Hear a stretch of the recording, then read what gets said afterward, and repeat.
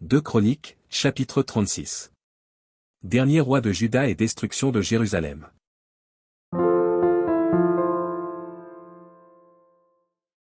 Le peuple du pays prit Joachaz, fils de Josia, et l'établit roi à la place de son père à Jérusalem.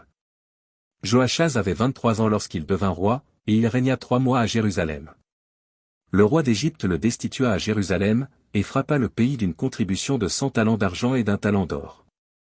Et le roi d'Égypte établit roi sur Juda et sur Jérusalem Éliakim, frère de Joachaz, et il changea son nom en celui de Joachim. Néco prit son frère Joachaz, et l'emmena en Égypte. Joachim avait 25 ans lorsqu'il devint roi, et il régna 11 ans à Jérusalem. Nebuchadnezzar, roi de Babylone, monta contre lui, et le lia avec des chaînes d'airain pour le conduire à Babylone. Nebuchadnezzar emporta à Babylone des ustensiles de la maison de l'Éternel, et il les mit dans son palais à Babylone.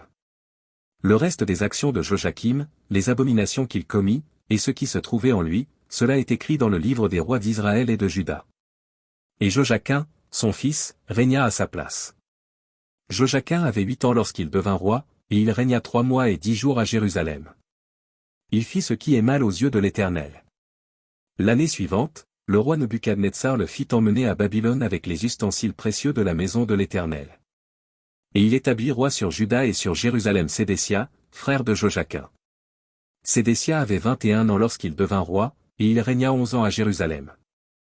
Il fit ce qui est mal aux yeux de l'Éternel, son Dieu, et il ne s'humilia point devant Jérémie, le prophète, qui lui parlait de la part de l'Éternel. Il se révolta même contre le roi Nebuchadnezzar, qu'il avait fait jurer par le nom de Dieu, et il raidit son cou et endurcit son cœur, au point de ne pas retourner à l'Éternel, le Dieu d'Israël. Tous les chefs des sacrificateurs et le peuple multiplièrent aussi les transgressions, selon toutes les abominations des nations, et ils profanèrent la maison de l'Éternel, qu'il avait sanctifiée à Jérusalem. L'Éternel, le Dieu de leur père, donna de bonne heure à ses envoyés la mission de les avertir, car il voulait épargner son peuple et sa propre demeure. Mais ils se moquèrent des envoyés de Dieu, ils méprisèrent ses paroles, et ils se raillèrent de ses prophètes, jusqu'à ce que la colère de l'Éternel contre son peuple devint sans remède. Alors l'Éternel fit monter contre le roi des Chaldéens, et tua par l'épée leurs jeunes gens dans la maison de leur sanctuaire. Il n'épargna ni le jeune homme, ni la jeune fille, ni le vieillard, ni l'homme aux cheveux blancs, il livra tout entre ses mains.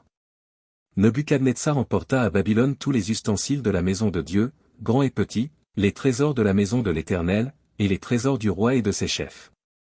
Ils brûlèrent la maison de Dieu, ils démolirent les murailles de Jérusalem, ils livrèrent au feu tous ses palais et détruisirent tous les objets précieux. Nebuchadnezzar emmena captifs à Babylone ceux qui échappèrent à l'épée, et ils lui furent assujettis, à lui et à ses fils, jusqu'à la domination du royaume de Perse. Afin que s'accomplît la parole de l'Éternel prononcée par la bouche de Jérémie, jusqu'à ce que le pays eût joui de ses sabbats, il se reposa tout le temps qu'il fut dévasté, jusqu'à l'accomplissement de 70 ans. La première année de Cyrus, roi de Perse, afin que s'accomplît la parole de l'Éternel prononcée par la bouche de Jérémie, l'Éternel réveilla l'esprit de Cyrus, roi de Perse, qui fit faire de vive voix et par écrit cette publication dans tout son royaume. Ainsi parle Cyrus, roi de Perse, l'Éternel, le Dieu des cieux, m'a donné tous les royaumes de la terre, et il m'a commandé de lui bâtir une maison à Jérusalem en Juda.